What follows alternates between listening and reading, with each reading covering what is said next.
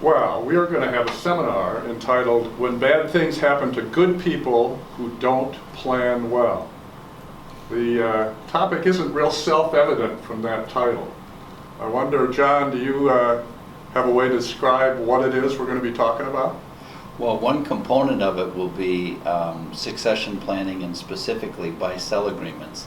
And I'm reminded of the comment that I heard at a continuing education program years ago when the speaker said, if you get into business with others, make it easy to get out. Because it's not a question of if, it's only a question of when and under what circumstances. And it's been, I think, all of our experience that most people have not done that planning adequately and have not documented it in their legal buy-sell agreements and related documents. Yeah, I've heard you describe a buy-sell agreement as being a will for business owners. It's a way to make sure that things go as planned, and without that, mistakes can be made, or unintended consequences can occur. The bad things. The bad things, exactly. The subtitle to this is Stories of How Business Owners Doomed Their Life Work and What You Can Do to Avoid Their Mistakes. So, are we going to tell any stories, Julie? We're going to tell some stories, and I think the stories have an overriding theme. I think the theme of the day is going to be that if you wait to take care of things until there's an issue, until there's a death, or there's someone leaving, or there's anger and recrimination in a business, if you wait until then to try to figure out what you're going to do, you've really blown it. And that's when bad things happen to good people. You need to plan when everyone's happy, when everybody sees a bright and rosy future, and nobody really knows who's going to be leaving the business first. That's the best possible time to get all the documents in place and get your plan in place. I would agree, and I think, when people are going through this process, it's important for them to consider the financing climate at the time. As we all know, there have been a lot of changes in our industry over the years. Regulatory, interest rate changes, and a big part of our loan approval process in this new age is to ask the question, what have you done with your succession planning? What buy-sell agreements are in place? Can we actually look at those documents? Because we need to comment on the next generation. What is the plan for the future? How is this loan going to get repaid? And that just goes into a bunch of different avenues, one including the topic of personal guarantees. So we'll have some stories to share about some pitfalls that people have gotten themselves into in that topic alone. So I think it's all encompassing within all of our industries. That's great to hear that as a bank you actually look for these kinds of agreements, because we tell our clients, share them with your bankers, but we wonder if they ever do. Exactly.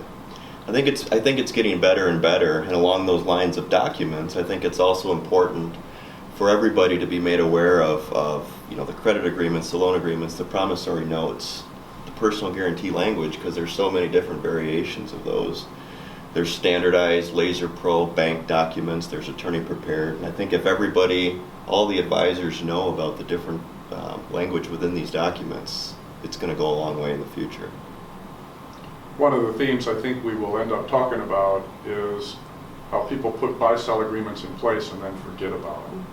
And when people like the bankers ask the clients, do you have them, can we look at them, that's extremely helpful in making sure that they're up to date, that they haven't become outdated, and so on.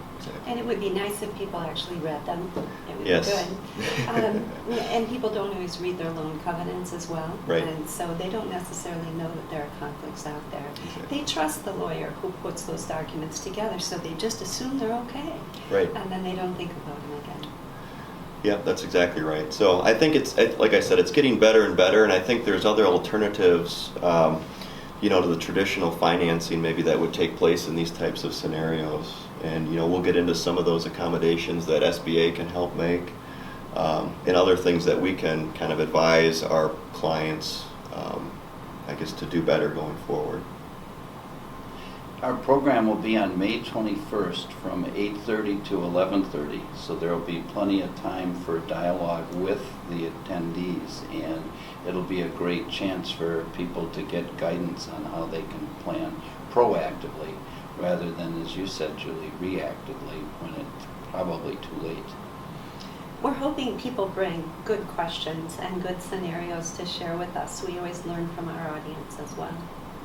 Yeah, this is a repeat of a program that went on last fall, but we're privileged to have Chris with us now. The three of us did the fall program, and I think having someone from the banking industry will greatly enhance the takeaways that our attendees can benefit from. Yeah, I think one main component that I plan to address is the importance of making sure that a business owner or company has all their advisors together, at least semi-annually, annually, to talk about topics such as succession planning, among other things. In particular, we have a couple of clients that do that. I think it's extremely valuable. You get a new perspective from everybody in the room. So I think more companies can kind of learn from that example, and you've got a great group of team members that you've put in place. Why not get them together to discuss those relevant topics? So certainly I've seen the benefit, and I hope others have, and we'll try to provide some examples of that as well. Well, John just gave me an example this morning of some mutual clients that we have who did a buy-sell agreement 3 or 4 years ago when they bought the business from their mom and dad, Yeah. but they haven't updated it. And John was taking a look at the valuation for them, and he said they would not be happy with the valuation Right. today compared to what it was 3 or 4 years ago. So that's a good example where John, as an advisor, can bring the group to the table so that we can all look at that together. Right. Things change, and it changes quite dramatically, so I think the importance of the frequency of the meetings can also help.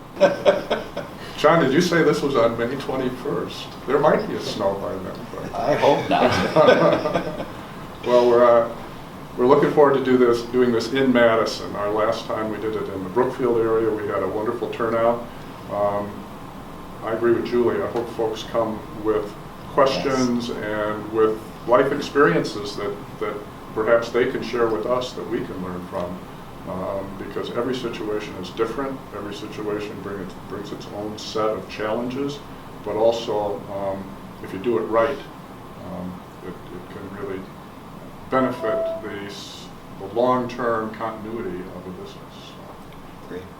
It'll be a great discussion, and we will have takeaway materials so that people can go back from this program and interact with their advisors to make improvements based on information that's shared at the program. Right.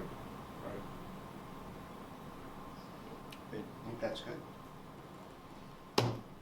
Back to work.